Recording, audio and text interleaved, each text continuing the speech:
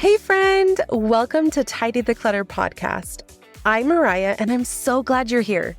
This is your space for discovering real-life ways to simplify both your home and digital world. Life moves fast, and between work, family, and everything else on your plate, finding time to get organized can really feel overwhelming. But here's the thing, it doesn't have to be. Each episode, we'll be exploring practical strategies and simple solutions that make organizing feel doable, even on your busiest days. Whether you're looking to create routines that stick, streamline your digital life, or bring more calm to your living spaces, you'll find actionable tips you can start using right away. So get comfy, grab your favorite drink, and let's dive in. Today, we're diving into something that I know resonates with a lot of you busy moms out there, and it's how to manage the never-ending avalanche of your kids' schoolwork and art projects. Picture this. You're looking at your kitchen counter, and it's completely disappeared under a pile of school papers and artwork.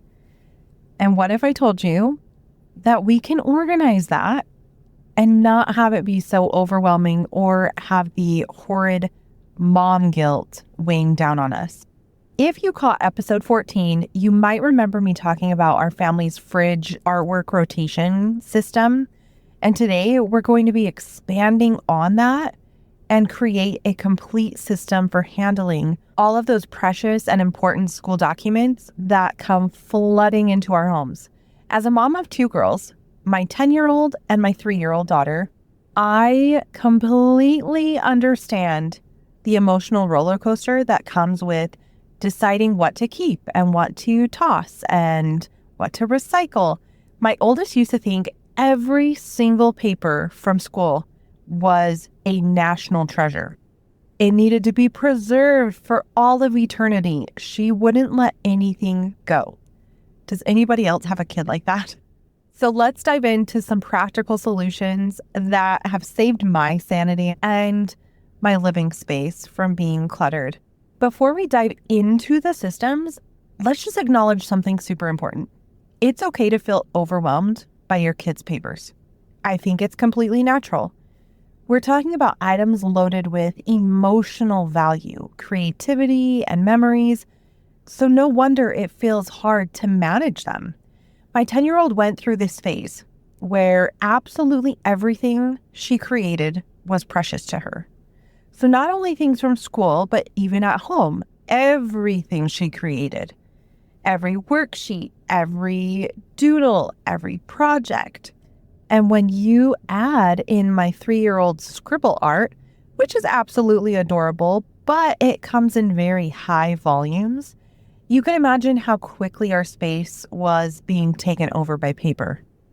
The first step in getting this under control is to create a simple sorting system that works for your family.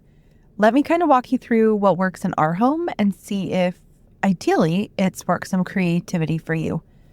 If you've been listening to the podcast for a certain amount of time, you know I'm a big believer in systems that are simple enough that you'll actually use them. For schoolwork, I recommend setting up a file box with labeled folders for each grade. Here's what you'll need. A sturdy file box for each child. I recommend those plastic file boxes for durability, hanging folders, and they have labels on them pre-K through grade 12. A current year folder that stays accessible. At the beginning of each school year, make sure your current year folder is emptied into the appropriate grade folder and reset for the new year. This makes it super easy to file things away as they come in. For the file box itself, I personally love the plastic file boxes with the lids that you can find typically at most office supply stores. I believe I got mine at Target. They're durable enough to last through your child's entire school years and can be easily labeled and then stacked inside a closet. As for what actually goes in these boxes, this is where we need to be selective. I recommend keeping report cards, special certificates and rewards, writing samples that show growth or creativity, special projects that showcase your child's personality, school photos and class photos are a must in my box. Remember, the goal really isn't to keep everything, but it's to preserve the items that tell the story of your child's educational journey. That way, when they're 18 and they're moving out, or they're 20-something and they're getting married, they can take their box with them and reminisce on their stuff. Now let's talk about those artistic masterpieces. As I mentioned back in episode 14, we have, I'm going to say it's 2 weeks because it's approximately 2 weeks of this rotation system for our fridge gallery in our house. But what happens after those 2 weeks? That's where the real system comes in. My oldest drew her very first recognizable person, and my heart just melted. I think she was like, I want to say she was 2, but she might have been 3. It was such a special moment, marking her development in her drawing abilities. And of course, that drawing immediately became a keeper. But obviously, we can't keep everything. So here's our family system. The rotation display, we use these magnetic clips on the fridge, and each clip is for one kiddo. And then at the end of 1 or 2 weeks, we switch them. And then that's when it's decision time. So I kind of have, let's say, 3 different categories. The first one is kind of my true keepers. These are milestone pieces that show development or they hold special memories. And honestly, it's only about 5 or 10% of the artwork that falls into this category, if I've got to be honest. And then the next is kind of these temporary joys, these joyful pieces that brought happiness, but they don't really need to be kept forever. We take a quick photo of them and then we kind of let them go. And then the last is what I would kind of call practice pieces. So those scribble tests or worksheet doodles that were just about the process, not the result, but they needed a spot on the fridge. These can most likely be recycled without any guilt. Chances are the kiddo is not even going to remember they were on the fridge. Your family's memories really deserve better than just being stuffed into a drawer or lost in a pile or sadly just thrown in the trash. And if you're drowning in the artwork and the school papers, wondering, what do I save? What do I let go? You're not alone. I feel like this is a really big struggle. And the good news is that it's just a few simple systems that we can really preserve those precious memories without letting them take over our entire homes. We tackled the school paperwork and the artwork pieces that go on the fridge, whether those are school related or just art pieces that they've done at home. Now for those special pieces that you've dedicated as your, I'm going to use quotations, true keepers, the milestone artwork, that heartfelt Mother's Day card, the report cards and certificates. Let me share what's been a complete game changer for our family. So for those pieces, we decided to keep physically. If they are not being filed into the folders, I found this amazing solution and it's really been a game changer for us. So it's called the Archive box. I probably say that wrong every time, but I will link it in the show notes at tidytheclutter.com/025. The concept is super simple, but I think it's brilliant. You collect your child's artwork in this special box, and when it's full, you send it to them. And they transform all of those individual pieces into this beautiful album. This way, you can enjoy flipping through the years of creativity without the bulk of storing individual papers and risk potential damage to the pieces of art. We've been collecting artwork for a while now, and I'm super excited because we are so close to being able to send it in and get our first album. I started this when my oldest daughter was a little bit younger, and we've just been accumulating more and more to put in this box. I can already tell that this album that we are going to get is going to be super special because my daughter has even started, I want to put this in this box because I want the picture of it later. So she's even excited about it. So I'm really excited. For those of you who would much rather prefer a digital approach, you can absolutely create your own system. Here's how I would suggest it. So set up a dedicated folder on your phone or your computer with each child's artwork. Then just create subfolders by year or by grade, if you will. Take a well-lit picture, straight on photos of the artwork, and then file them into the correct folders and back those babies into the cloud, and you're set. Once you've captured these digitally, you can create your own photo books through services like Shutterfly or Chatbooks. I know some parents who make it an annual tradition to create a book at the end of the year specifically for all the artwork. The systems we've talked about are great. I really like my kids' filing systems for their schoolwork.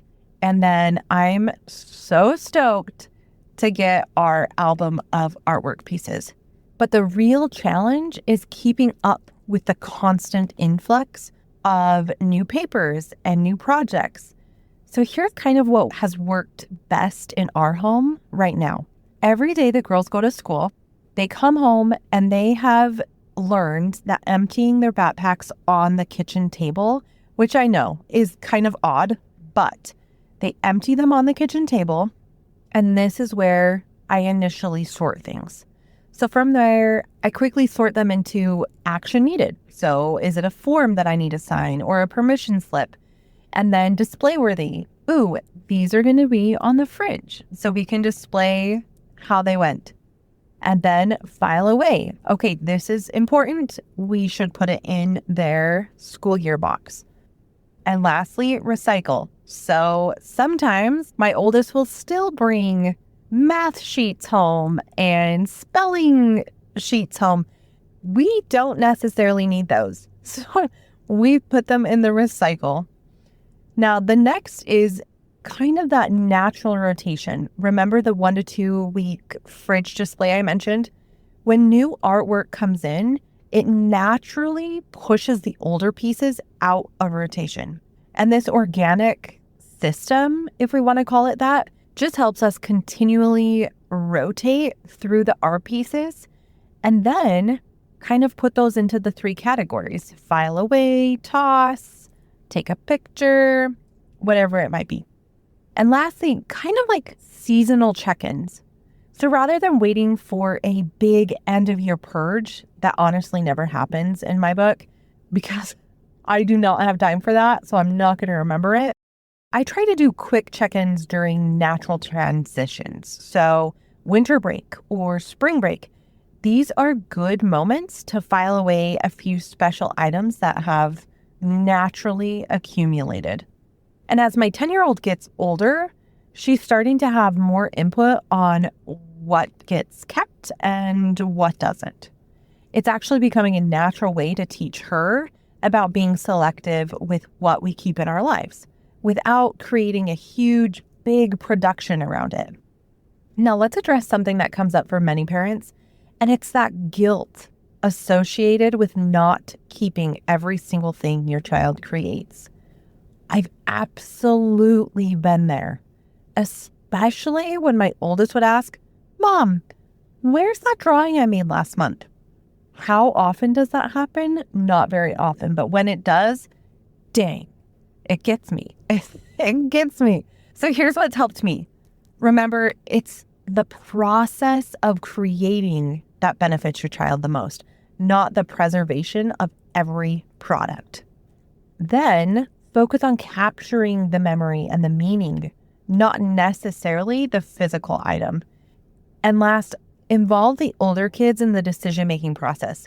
This teaches them valuable lessons about what we choose to keep in our lives. When my oldest daughter realized that she couldn't find something specific in the mountain of papers we had kept, it actually became a teaching moment about how keeping too much can mean we can't really enjoy any of it properly.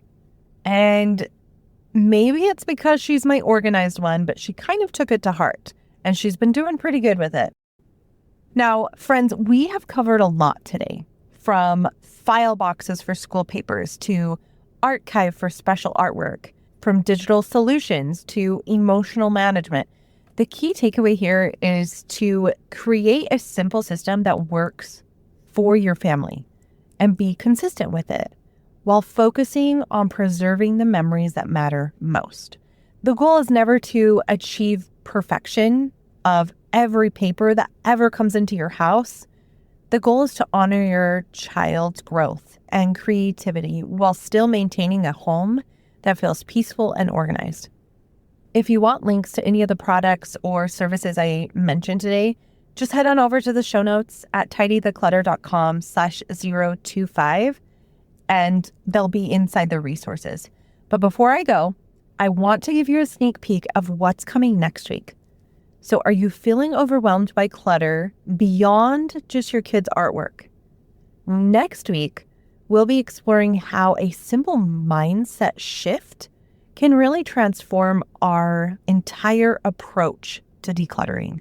We'll tackle that persistent, but what if I need it someday type of thinking that keeps so many of us hanging on to items we don't use or we don't love. You'll learn practical strategies to start small with decluttering for lasting changes. I think it's going to be a game changer. So make sure you're subscribed so you don't miss it, and follow the podcast. But until next time, keep things simple, stay organized, and I will chat with you next week. That's all for today's episode. Remember, creating a tidy home isn't about perfection. It's about taking one small step at a time. Each tiny win adds up. And before you know it, you are making real progress in your space and your life. I hope you're leaving today feeling excited about your next small step forward. Did this episode hit home for you? Share it with that friend who's been feeling overwhelmed lately. Sometimes knowing we're not alone in the struggle is exactly what we need to hear. And if you are loving these tips, following the podcast and leaving a quick review really helps other moms discover these simple solutions too. You can find all the resources mentioned in today's episode, plus explore our previous episodes at tidytheclutter.com/podcast.